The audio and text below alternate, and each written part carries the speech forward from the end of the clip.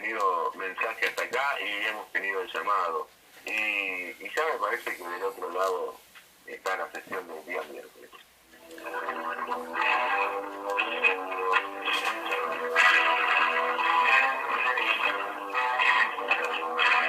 Hoy, en Acá Estamos, te proponemos escuchar la historia desde una mirada más amplia. Historia agrietada, con Daniel López.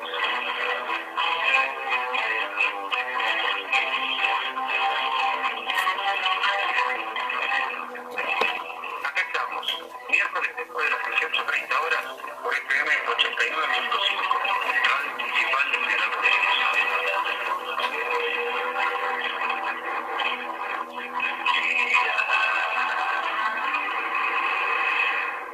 Hola Daniel, ¿cómo estás? Hola, ¿cómo estás, Eduardo? ¿Todo bien? Todo bien. Dale. Estamos con Alejandro, con Jorge. Daniel, ¿cómo andás? Bueno, ¿cómo están? Buenas tardes. Buenas tardes. Bueno, Daniel, un poquito ya estábamos hablando, haciendo el preparativo, ¿no? Por WhatsApp, y era la entrada en calor, se diría en términos futboleros. Y en este caso, el tema que nos trae es un tema apasionante, como yo le decía, recién decíamos al aire hablando con Alejandro, apasionante para quien ama la historia, pero trágico para nuestra historia como pueblo, ¿no? Sí. Sí, muy trágico, muy trágico. No solo por la guerra en sí, que ya la palabra guerra ya da la dimensión de la tragedia, ¿no? Sino por todo lo que conlleva, digamos, como modelo hacia adelante, esa guerra en particular. Bueno, vamos a empezar planteando un poquito. Habíamos dicho la semana pasada que había quedado Mitre a cargo del gobierno. Bueno, Sarmiento va a salir de la escena, al menos de la escena momentánea, porque va a ir como gobernador de San Juan, y ahí va a suceder que se va a dar la muerte de un caudillo, Peñalosa, Vicente el Chacho Peñalosa. Una partida lo va a matar en Olta, y bueno, lamentablemente eso va a traer una angustia muy grande al pueblo, y entonces Sarmiento se va a ir se va a ir como embajador a Estados Unidos. O sea que Sarmiento sale de la escena. Bueno, va a quedar Mitre en el gobierno, y durante el gobierno de él va a suceder precisamente la guerra al Paraguay, que es una guerra donde van a intervenir 3 estados, o sea 4, ¿no? 3 estados aliados contra el Paraguay, que van a ser Brasil, bueno, el Uruguay, que había sido atacado por Paraguay y es lo que desencadena la guerra, y Argentina, que entra a la guerra porque se la declara lisa y llanamente Paraguay. Bueno, ahí hay 2 miradas que podemos hacer acerca de la guerra, ¿no es cierto? Como en todo, como venimos viendo desde que arrancamos estos micros de historia, podemos hablar de la mirada clásica, de la mirada liberal clásica, digamos, ¿no? Que va a decir que es una guerra que tiene que ver con una agresiva política del mariscal que estaba a cargo de Paraguay, que era Solano López, el hijo, Francisco Solano López. Esa es la mirada, digamos, que va a aplicar toda la lógica liberal para explicar el porqué de esta guerra, ¿no? Va a ser una alianza, entonces, en contra del Paraguay, que vendría a ser como lo que había quedado de resistencia, de alguna manera, del antiguo proyecto federal. Y después el revisionismo histórico, que es, digamos, la nueva mirada histórica, habla de otra concepción completamente distinta, y es que estaban en juego los intereses británicos. Es decir, Paraguay estaba tocando lisa y llanamente los intereses británicos.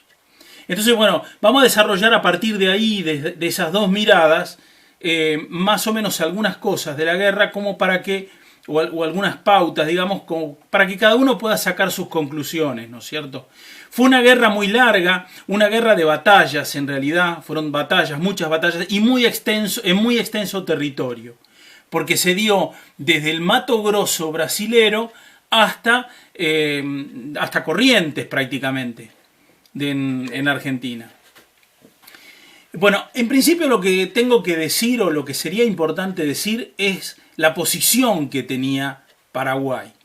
Paraguay era un estado casi independiente, digamos, y era el único estado, miren qué interesante, era el único estado que no tenía deuda en ese momento, no tenía deuda externa, digamos. Todos los demás países, ya el tema de la deuda ya lo hablamos al principio, todos los países estaban endeudados, muy endeudados. Bueno, Paraguay no tenía deuda, y lo que sí tenía eran muchas fábricas, especialmente de metalurgia. Ellos ya tenían sus fundiciones de hierro, hacían herramientas, tenían astilleros y también fabricaban, aunque no lo parezca, ferrocarriles para ese entonces.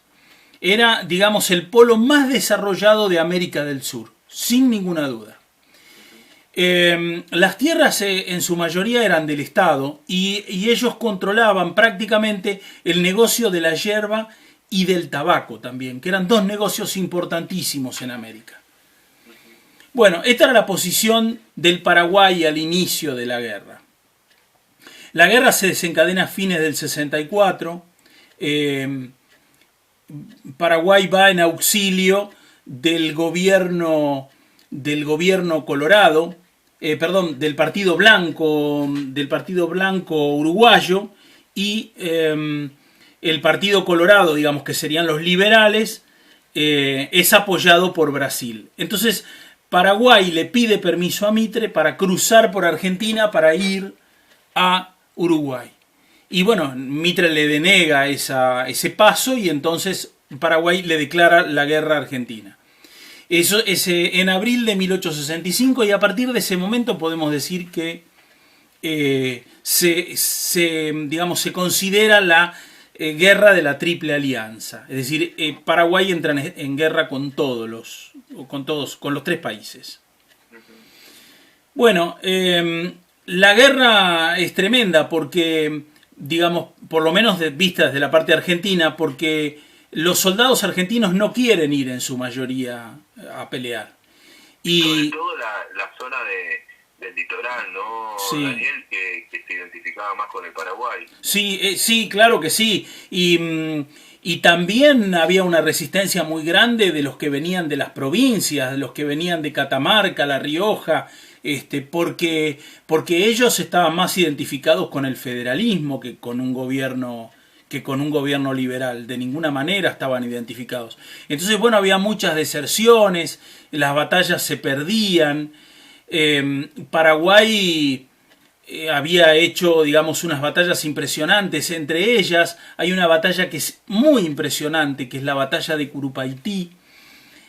La batalla de Curupaytí es donde pierde la mano, ya habíamos hablado, creo, de Cándido López, que va a ser un soldado que va a ir a esta guerra. No es un soldado, en realidad él va a ir en calidad de teniente, pero lo anotan como teniente porque él en realidad porque sabía leer y escribir, por eso lo anotan como teniente, y bueno, y él va a terminar perdiendo su mano.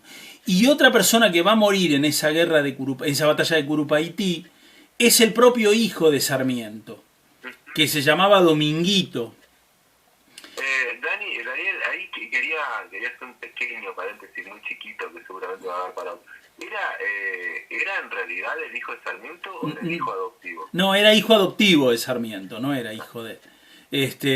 pero bueno, él lo consideraba como hijo, incluso después escribió hasta un libro. Sí. Que se llama...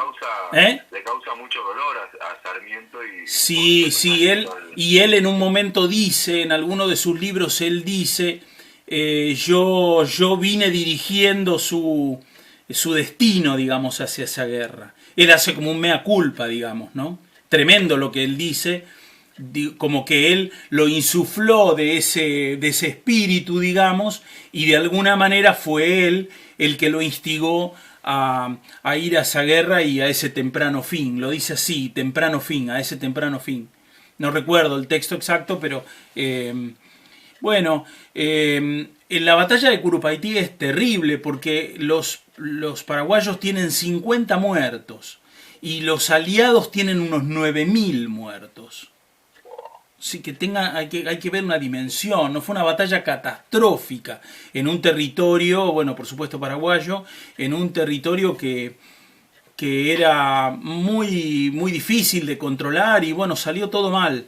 Pero por otro lado, lo que pasaba también era que el pueblo paraguayo, digamos, no es que estaba en desacuerdo con el Paraguay, porque muchos creían eso. Y Mitre en algún momento después lo dice, que en realidad los paraguayos pelean con convicción, porque tenían la convicción de su destino.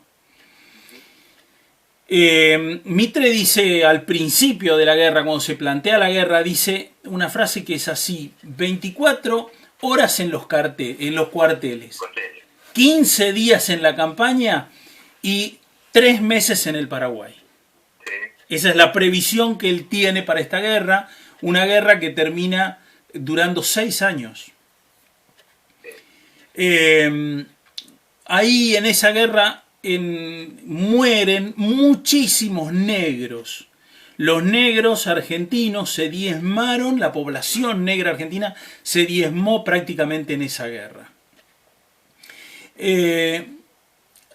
Juan Bautista Alberdi, que era, digamos, al principio una persona muy, muy decidida a favor del gobierno liberal, apoya al Paraguay. Y otro que apoya al Paraguay también es José Hernández, el escritor del Martín Fierro.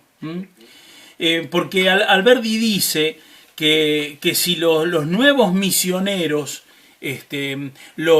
los santiagueños, los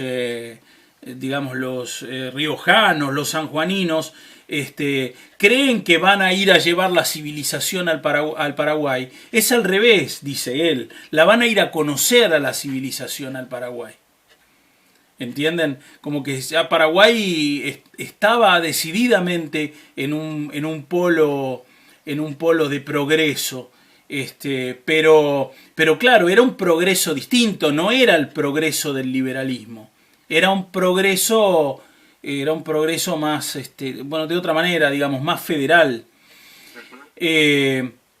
Bueno, la guerra termina siendo muy cruel porque diezman, es más que una guerra, se diezma al Paraguay.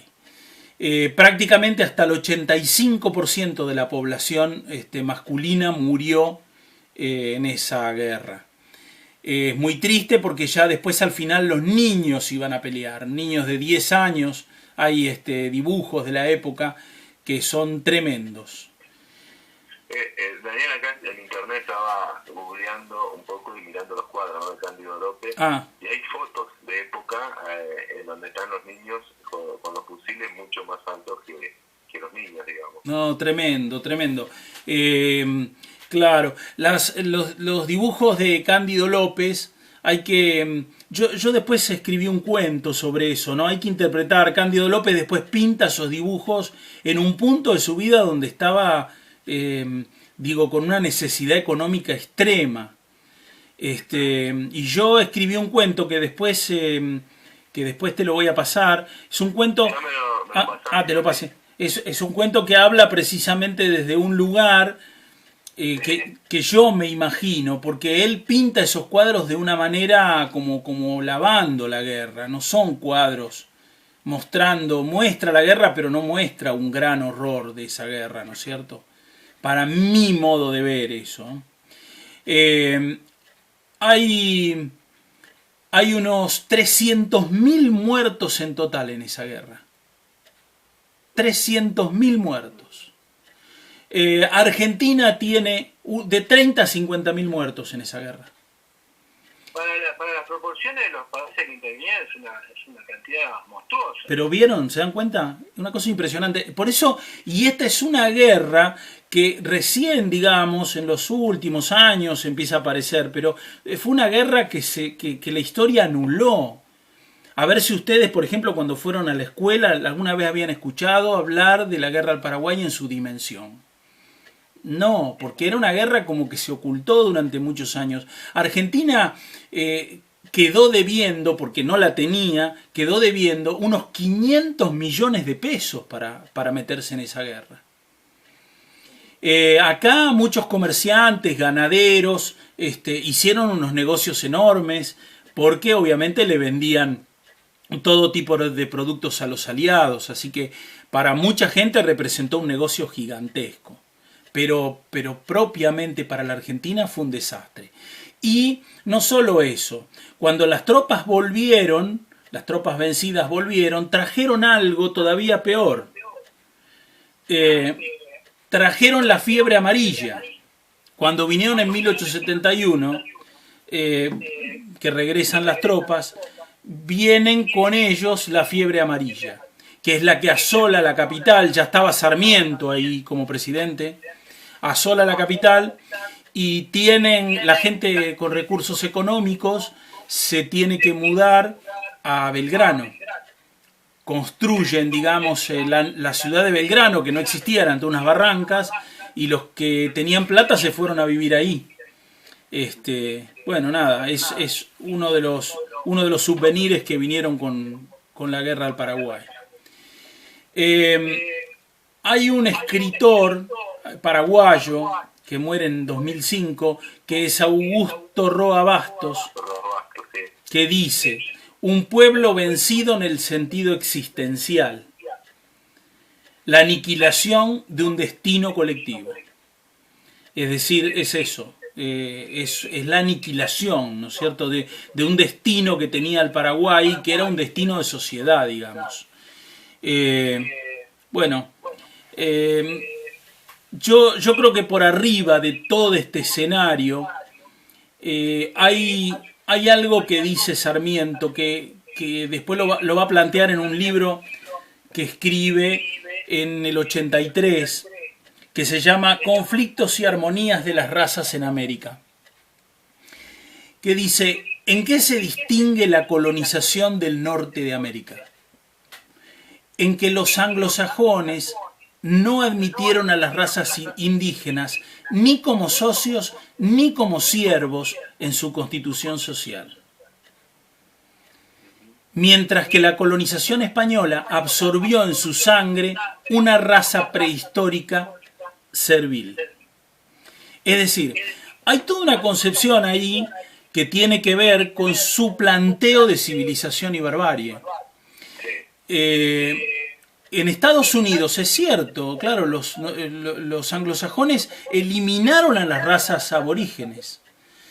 Después se lo disfrazó, el cine lo disfrazó también, la política lo disfrazó, pero en realidad ellos aniquilaron a las razas que tenían y no las incorporaron de alguna manera. Como contrapartida, el resto de América, digamos, los españoles, que uno podrá tener esa mirada en contra, digamos, de lo que se llamó el descubrimiento de América, que decimos no fue un descubrimiento, sino una conquista, pero de alguna manera el español se mezcló con las razas que había, a lo español, digamos, ¿no? Pero se mezcló de alguna manera. ¿Se entiende lo que quiero decir? En cambio, y es lo que Sarmiento planteaba de esa civilización y barbarie. Él estaba en desacuerdo con toda esa mixtura que se había formado. Y que en Paraguay, de alguna manera, la habían propiciado los jesuitas. Porque los jesuitas habían hecho ese trabajo, digamos, ¿no es cierto? Y ese trabajo, digamos, en los indios, en el contacto con los indios y en la mente de los indios, en decirles que la gente de las grandes ciudades no eran ellos, que no, digamos, tenían otra mentalidad, ese concepto liberal, digamos, no era para la gente de abajo. Es muy difícil ver esto que estoy diciendo, es un hilván muy fino, ¿no es cierto? Pero yo creo que ahí estriba de alguna manera una mirada y otra mirada. La mirada de civilización y barbarie es una mirada que se tiene que aplicar también a esta guerra, porque esta guerra tiene que ver con eso. Y por eso se hace una aniquilación del Paraguay. Vuelvo a repetir al principio, ¿no es cierto?, apoyado por una necesidad del Imperio Británico de diezmar la capacidad de producción del Paraguay. Porque el Paraguay era una lección, de alguna manera, para los pueblos vecinos. Y lo que le pasa al Paraguay es también una lección para los pueblos vecinos. ¿Se entiende? Exactamente, sí, sí. En términos llanos diría, no asomes la cabeza que te la cortamos, digamos. Claro, si la asomás, ya sabes. De alguna manera es eso. Los brasileros sacan su tajada en territorial, digamos, desde esa guerra. Los argentinos también, porque ganan una tierra por ahí que es la Formosa, lo que es Formosa. Pero en términos de lo que dejó esa guerra para el futuro, si uno tuviera que hacer un balance finito, digamos, fue terrible. Fue terrible porque nos enemistó con una nación que ya lo dije el otro día, ¿no? que sobrevuela ese fantasma de la guerra siempre. No para nosotros, porque para nosotros desde Buenos Aires como que la vemos siempre de lejos.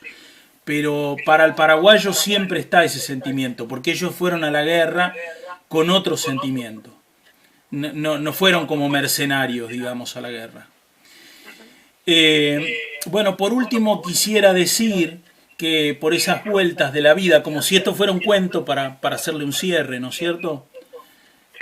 Diría que Sarmiento murió en Paraguay. Murió en Asunción, ¿no? Claro. Y no fue mal recibido también, ¿no?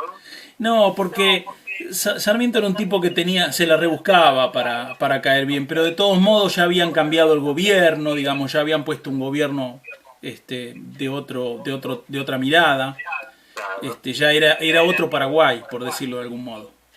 ¿Se entiende? No, porque en principio, cuando en los inicios de la guerra, digamos, su pronunciamiento era el paraguayo bueno, era el paraguayo muerto, ¿no? Con esa...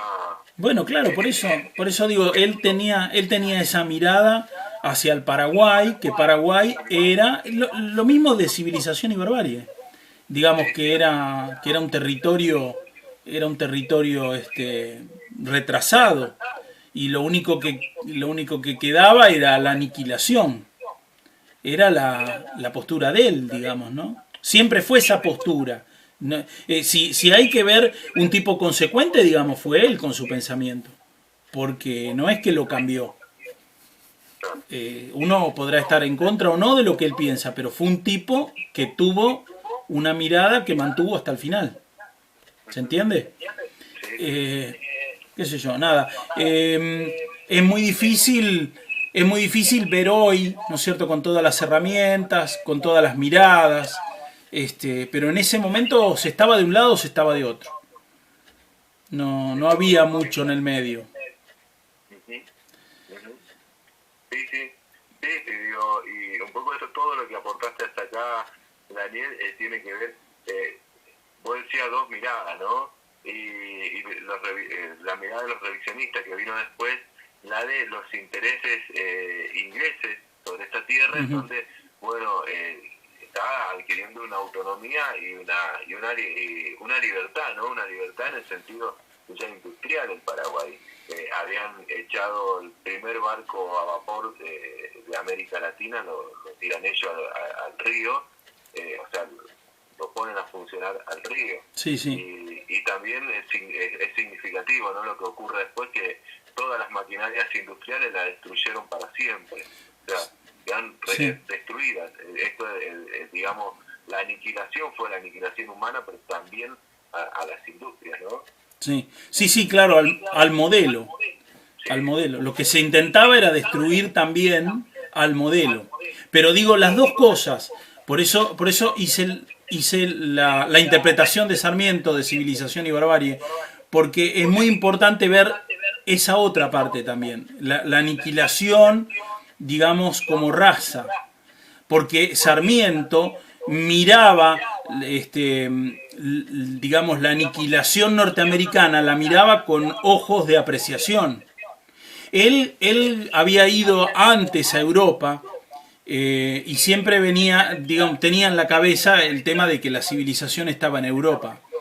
Pero cuando él después fue a Estados Unidos, él vuelve con la idea de que la civilización era la norteamericana. Es el modelo de civilización que él vio en Norteamérica fue el que él después tenía en la cabeza. Y ese modelo de civilización no tenía mixtura. ¿Se entiende esto? Entonces esa aniquilación de fábricas y de industria además, que obviamente era una necesidad de Inglaterra, porque Inglaterra no iba a permitir, como no lo permitió después, ¿no es cierto?, que alguien pudiera desarrollarse, sino ellos lo que les interesaba era el mercado y mantener ese mercado. También estaba la otra cuestión, que era la cuestión de raza, que esa incluso es más difícil de digerir todavía. Nada, es muy difícil ver esto y cada uno tendrá su mirada. Yo pongo la mía y por eso hablé de los dos lados, ¿no es cierto? Con todo respeto, no quisiera que nadie, son temas delicados, que nadie tome esto como que yo estoy mirando de un lado o del otro. Yo tengo mi mirada y mi interpretación, pero expongo los hechos como para que cada uno tenga la suya propia. Ver la guerra al Paraguay simplemente como una guerra más, yo creo que es desaprovechar la oportunidad para mirar más grande, digamos. Hay una mirada que tiene que ver con un futuro y con una construcción de país que un grupo de personas querían. Y que llevaron a cabo durante, diría, la mayor cantidad de años, ¿no es cierto? Ya veremos un poquito más adelante que eso se va a hacer acá más sólido, digamos, como concepto. Ya cuando venga Roca especialmente. Exactamente, sí. Bueno, eso ha sido la charla del día de hoy. Espero que no se hayan aburrido. No sé si Ale estaba durmiendo ahí porque no lo veo. No, yo escucho atentamente. Bueno. Realmente yo me quedé pensando en el tema de la cantidad de muertos que dejó la guerra, y uno se pone a calcular que dicen, por lo menos lo que yo leí, ¿no?, por medios, que en Vietnam murieron solamente 50.000 norteamericanos. Tremendo. Y para ellos fue toda una tragedia. Claro, tremendo. Tremendo, porque aparte, claro, eran guerras sin demasiada tecnología, había tecnología, pero era más la guerra del hombre, digamos, del hombre contra el hombre, ¿no es cierto?